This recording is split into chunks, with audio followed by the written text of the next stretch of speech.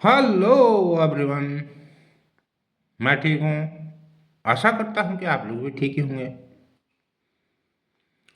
तो श्रीमान जी लोगों, आज की हमारी वार्ता होनी है बल बुद्धि और विद्या के ऊपर। तो चलिए, सबसे पहले बल के ऊपर बात कर लेते हैं कि बल क्या है। बल अनेकों प्रकार का होता है। बल हर जगह रहता है। तो हम पहले शारीरिक बल पर आते हैं। जैसे बल की हम जितनी भी बात करेंगे उसमें थोड़ा समझाने की कोशिश करेंगे। तो शारीरिक बल के अंदर आते हैं तो बल कब किस पर और कैसे सवार हो जाए और कब उतर जाए और कौनों से उतार दे, इन उन बातों का कुछ भी निश्चित नहीं है भैया। बल ऐसी चीज है, वह अपने आप ही इतना बलशाली महसूस कर सकता है कि वह खुद को विश्व विजेता महसूस करते हुए दुनिया को ऐसा बस कराने की कोशिश करे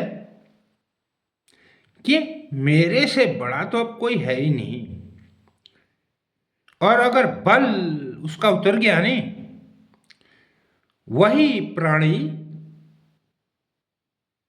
इतना निशक्त महसूस करे कि दुनिया के आगे हाथ जोड़ दे। इसका एक उदाहरण आपको अभी जो वर्तमान में चल रहा है उसको प्रस्तुत कर रहा हूं। आजकल अमेरिका ईरान इजराइल एक ऐसा युद्ध चल रहा है नहीं सर। अमेरिका जैसे अब हमारे देश में भी कहते हैं कि हाँ, जैसे वैसे यहाँ की वस्तु स्थिति क्या है, लोगों को 5 किलो राशन मिलता है, उसी में जीते हैं। हम विश्व गुरु की कल्पना, एक विद्वान ज्ञानवान व्यक्ति इन बातों में सोचे तो उसको उसी का अपना दिमाग खराब हो जाए। लेकिन हमें भी अभिलाषा है, हम भी विश्व गुरु हो जाएंगे, क्योंकि हमें कहीं न कहीं से अभिलाषा है। लेकिन एक विश्व गुरु है, वो तो है ही है भाई। वो इतना बड़ा विश्व गुरु है कि आज अगर हम जैसे लोगों की फिटनेसों को बंद कर देनी, हम तो कॉलम में फिटनेडेबल नहीं रहे। वो इतना बड़ा विश्व गुरु है होने को। वो चलो हमारी तो काल्पनिक वस्तुस्थितियां जो हमने कहा नहीं, हमारी काल्पनिक वस्तुस्थितियां, लेकिन वो है। जैसे अभी मैं ऑनलाइन हूं, अगर उसके यहाँ से मेरी ऑनलाइनेशन बंद हो जाए ना बाबूजी, मतलब उसकी इतनी बड़ी क्षमता है और मैं एक छोटा सा व्यक्ति। वैसे हमारे यहाँ कई लोग हमारे यहाँ भी होते हैं। जैसे हमारे यहाँ छोटी सी पद्धतियों में चले, ब्राह्मण होता है, ब्राह्मण के बाद ऊपर ऊपर वस्तु स्थितियाँ जाती हैं। राजनेता होता है, राजनीति के बाद हमारे जैसे हम धार्मिक वस्तु स्थिति में जाते हैं, शंकराचार्य जी होते हैं। फिर वो बढ़ता बढ़ता बढ़ता जाता है नहीं, वो होते सब अपनी शक्तियों की बात, समझ रहे हो। तो उस चीज की कितनी बड़ी शक्ति पता है, वो सबको बंद कर दे। वैसा खेला खेलता है। अब अपने अपने ज्ञान की बात है, कौन कितना जानता है क्या करता है। मानो वो ऐसा खेला खेलता है कि अभी उन उन लोगों ने, अब उनके कानूनी व्यवस्थाएं भी ऐसे होते हैं, मानो वो लोग सत्य में भी काम करते हैं। ये नहीं कि झूठ में ऐसे खेला खेल जाए। झूठ में क्यों खेला खेलेंगे? अब झूठ में खेला खेलेंगे तो अब उनके ये सौदे भी होते हैं, व्यवसायिक मामले भी होते हैं। जैसे हमारे देश को इतना एकदम वो नहीं करेंगे, हम लोगों पर इतना अटैक नहीं मारेंगे, क्योंकि उनके हम लोग उनके जो है, हमारे यहाँ से उनके जो पैसे वहाँ से जाते हैं, उन लोगों की ऐसी व्यवस्था होती, तभी तो वो विश्व गुरु है। समझ रहे हैं?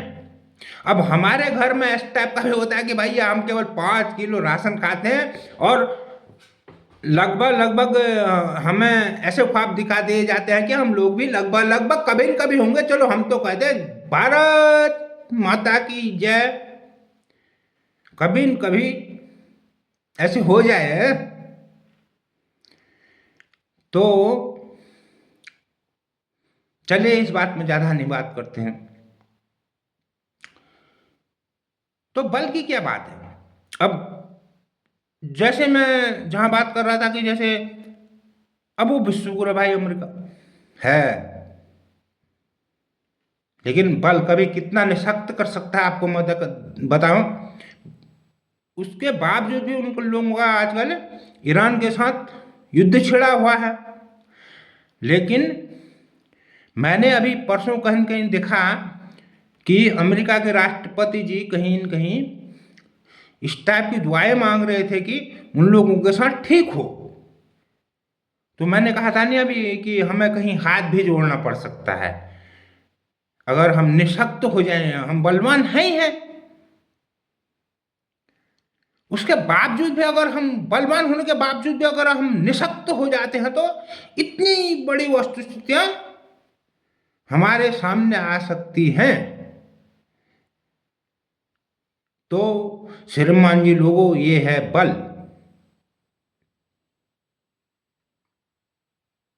और बल में कभी भी घमंड नहीं करना चाहिए। क्यों नहीं करना चाहिए, मैंने आपको एक उदाहरण दे दिया है। उतना बड़ा उदाहरण दे दिया है कि इससे बड़ा दुनिया में कोई उदाहरण ही नहीं हो सकता बल के घमंड के संदर्भ में। अगर आपके पास बल है, अच्छे कार्य कीजिए। बल है किसी असहाय को मदद करने की कोशिश कीजिए, वो आपके इस जन्म के मामले में तो साथ देगा ही देगा, प्लस आपके अगले जन्मों के लिए भी काम आएगा। अब जब आप मृत्यु के बाद कहीं न कहीं आपकी आत्मा जीवित रहती है, जीव आत्मा नहीं मरती है। ये परिपक्व है इस बात का।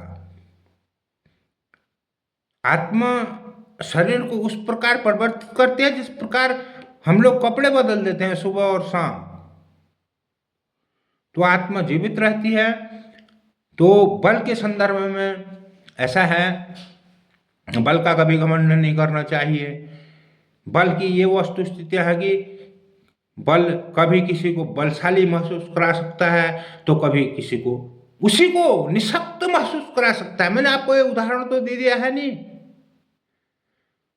तो बल ऐसी चीज है, इस पे कभी घमंड नहीं करना चाहिए। आज के बल के संदर्भ की बात यहीं विराम देकर रखते हैं। अब हम अगली बात में जहाँ आएंगे तो बुद्धि की बात में आएंगे। तब तक जय श्री राम जी।